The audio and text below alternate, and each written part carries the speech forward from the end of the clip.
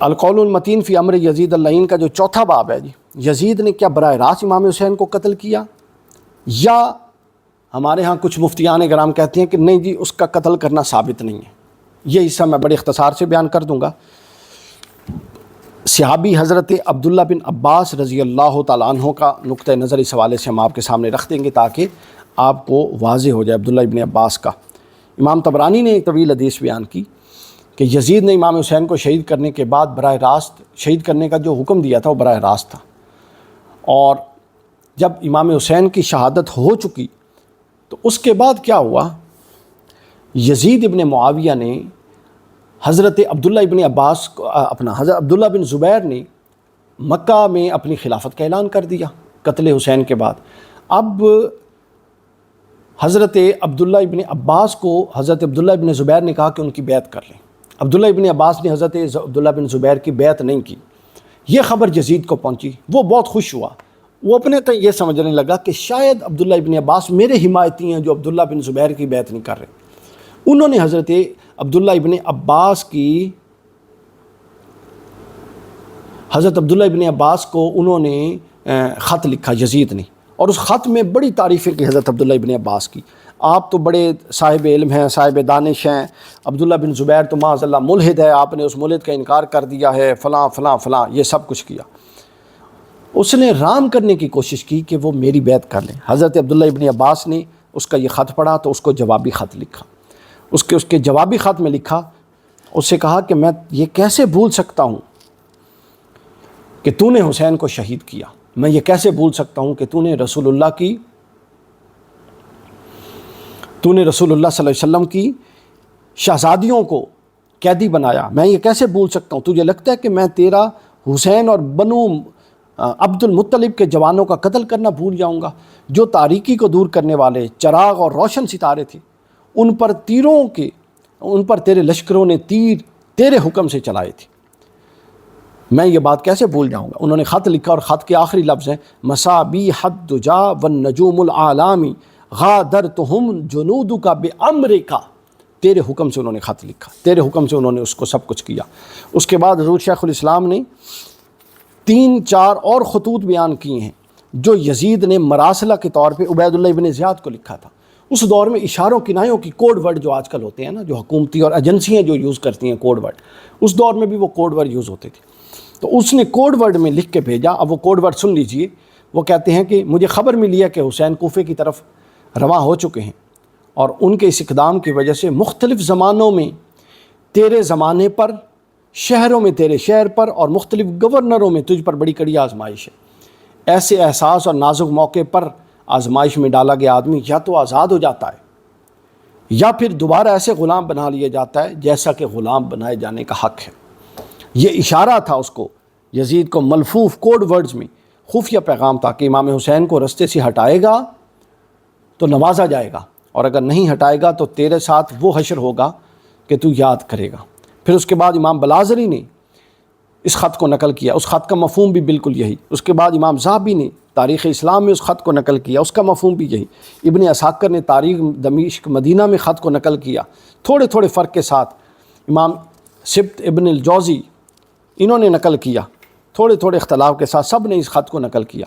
سعید بن عمرو بن العاص نے ابن زیاد کو یزید کا پیغام پہنچایا کہ امام حسین کو قتل کروا دیا جائے، بالکل یہ خط موجود ہے۔ اما بعد فقط توجہوا الی الحسین فیہ مثلہا تو تقو او تقون عبدا تسرق کما یسترق العبید۔ وہ کہتا ہے جی اس قسم کے موقع پر یا تو آزاد کر دیا جائے گا یا غلام بنا لیا جائے گا، جیسا کہ غلام بنانے کا حق ہے، لہٰذا حسین کی طرف توجہ کر کے وہ کہاں جا رہا ہے، باقی کام کو چھوڑ۔ پھر اس کے بعد ابن زیاد نے اس کا اعتراف کیا، ابن اسیر نے تاریخ الکامل میں بیان کیا۔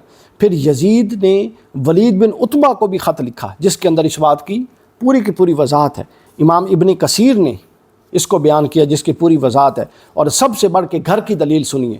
یزید کے بیٹے معاویہ، حضرت معاویہ یہ جو یزید کا بیٹا، یہ مومن تھا، محب اہل بیت تھا۔ اس نے تخت کو لات ماری تھی محبت اہل بیت میں، اور کہا تھا کہ جس تخت کے نیچے خون حسین ہو میں لعنت بھیجتا ہوں اس سربراہی اور اس حکومت پر، اور اپنا گھر میں گوشہ نشین ہو گیا اور 40 دنوں میں فوت ہو گیا، اللہ تعالیٰ کو پیار ہو گیا۔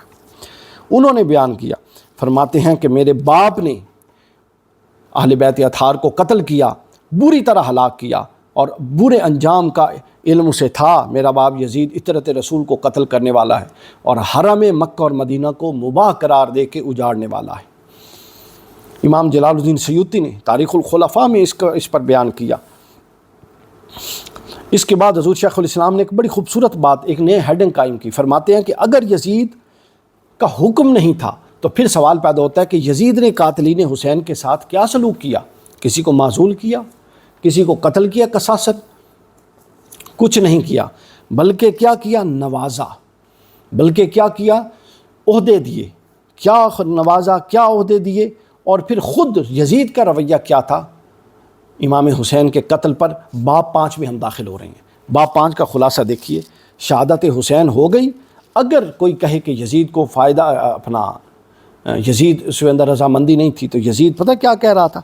ہم ان لوگوں کی کھوپڑیاں توڑ دیتے ہیں۔ نفلق حامن من الرجال عزت علینا وہم کانوا اکا و ازلما۔ ہم ان لوگوں کی کھوپڑیاں توڑ دیتے ہیں جو کبھی تو ہمیں عزیز تھے مگر بعد میں وہ سخت نافرمان اور سرکش بن گئے۔ یہ اس نے شعر پڑھے تھے۔ عبد الرحمن بن ام الحکم کے اشعار اس بات کی دلیل ہیں۔ اس کے بعد امام حسین علیہ السلام کے سامنے کہ سر جب سامنے آیا، حضرت مجاہد بیان کرتے ہیں تو اس نے شعر پڑھا، بہت مشہور یہ شعر۔ ابن کثیر نے البدایہ والنہایہ میں اس کو بیان کیا۔ لیت اشیاخی ببدر شاہدو جزع الخراج من وقع الاصل۔ وہ کہتا ہے کہ اگر آج میرے بدر والے جن کو رسول اللہ نے اور علی نے اور ابو بکر و عمر نے مار دیا تھا، وہ اگر ہوتے تو وہ کتنے خوش ہوتے اور وہ فخر کرتے، اور وہ کہتے کہ یزید تو نے تو ہمارا بدلہ لے لیا، اور مجھے مبارکباد دیتے اور کہتے کہ شاباش تم نے بہت اچھا کیا۔ یہ کلمات صریح کفر پر دلالت کرتے ہیں۔ پھر اس کے بعد علامہ جوزی نے ان اشعار پر، یزید کے ان اشعار پر تبصرہ کرتے ہوئے فرمایا وَقَذَلِكَ أَنَّ الْمُسْلِمِينَ قَتَلُوا يَوْمَ بَدْرٍ خَلْقًا فَقَتَلُوهُمْ يَوْمَ أُحُدٍ خَلْقًا۔ بدر کے دن بھی بہت سارے مسلمانوں میں سے شہید ہوئے، احد کے دن بہت کفار میں سے بہت سارے مارے گئے، احد میں مسلمانوں میں سے بہت سارے شہید ہوئے۔ فَاسْتَشْهَدُوا بِهَا يَزِيدٍ، ان اشعار کو یزید بطور دلیل پیش کر کے وَقَانَ غَيَّرَهَا بَعْضُهُمْ، پیش کر کے اپنے ذلیل اور رسوا ہونے اور اپنے کافر ہونے کا ثبوت دے رہا ہے، حالانکہ یہ تو کوئی پیش کرنے کے نہیں تھے، وہ تو رسول اللہ نے مارے تھے جو بھی مارے تھے۔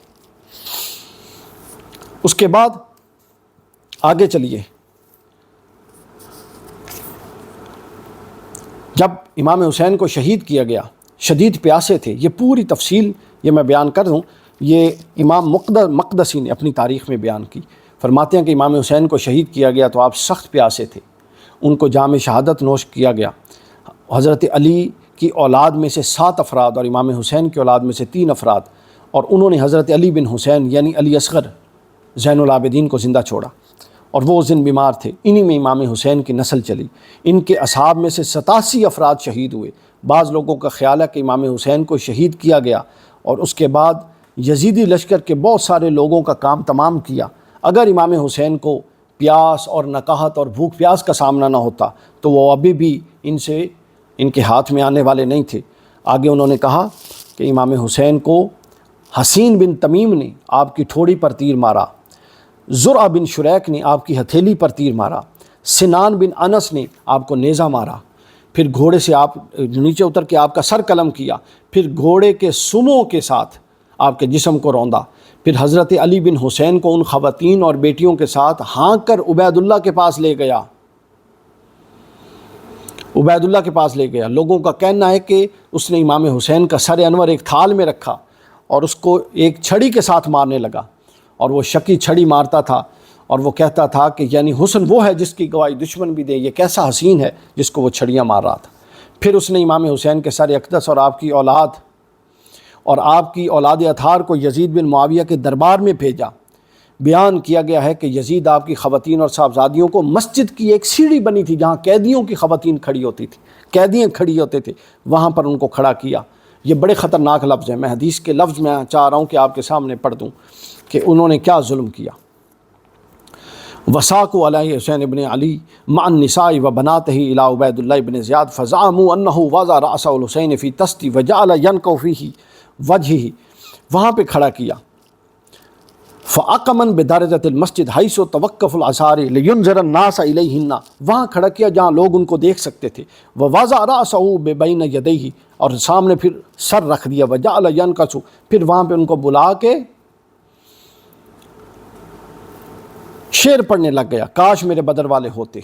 آپ اندازہ کر لیں کیا یہ اس شخص کا رویہ ہے جس کو اپنے عمل پر کوئی پچھتاوا ہے؟ علامہ ابن جوزی نے پھر بیان کیا کہ یزید نے امام حسین کے سر اقدس کے ساتھ کیا کیا گستاخیاں کی. امام تقی الدین عبد العباس نے بیان کیا کیا کیا. فداخل بعض بنو امیہ علی یزید، بنو امیہ کا ایک فرد داخل ہوا جب امام حسین کا سر ابھی آنے والا تھا. وہ کہتا فقال ابشر یا امیر المومنین، اے امیر المومنین بشارت ہو تجھے، خوشخبری ہو. فقد امکنک اللہ من عدو اللہ، اللہ کے دشمن کو تو نے مار دیا، معاذ اللہ استغفر اللہ. وعدوک قد قتل، اور اللہ کا دشمن اور تیرا دشمن مارا گیا، قتل ہو گیا. ووجہہ برأسہ علیہم، اتنی دیر میں امام حسین کا سر آ گیا. یہ حال تھا ان لوگوں کا، آپ اندازہ کر لیں.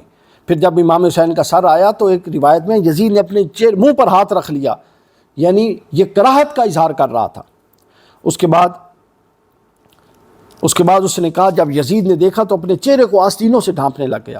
پھر کہا تمام تعریفیں اللہ کے لیے جو ہمیں اس مشکل اور مشقت میں اکیلا نہیں چھوڑا، اور ان لوگوں یعنی اہل بیت نبی، ان لوگوں کو ہمیشہ اس نے نیچا دکھایا جب انہوں نے کوئی آگ جلانے کی کوشش کی اور کسی کو بھڑکانے کی کوشش کی. ان عبارات سے بالکل واضح ہے، حضور شیخ الاسلام نتیجہ نکالتے ہیں، ان عبارات سے واضح ہے کہ یزید امام حسین کے قتل پر نہ صرف خوش تھا بلکہ فرحت کا اظہار بھی کر رہا تھا اور بڑائی کے اشعار بھی پڑھ رہا تھا. اس کے بعد اگلا چیپٹر کی طرف ہم جاتے ہیں جو چھٹا چیپٹر ہے کہ یزید کا امام حسین کے سر انور کے بڑے دربار میں توہین. یہ جو چیزیں آپس میں ملتی جلتی ہیں ان کو میں اختصار کے ساتھ گزارتا جا رہا ہوں، اور جو آپس میں ملتی جلتی نہیں ہیں ان کو میں تھوڑا تفصیل سے لیتا جاؤں گا.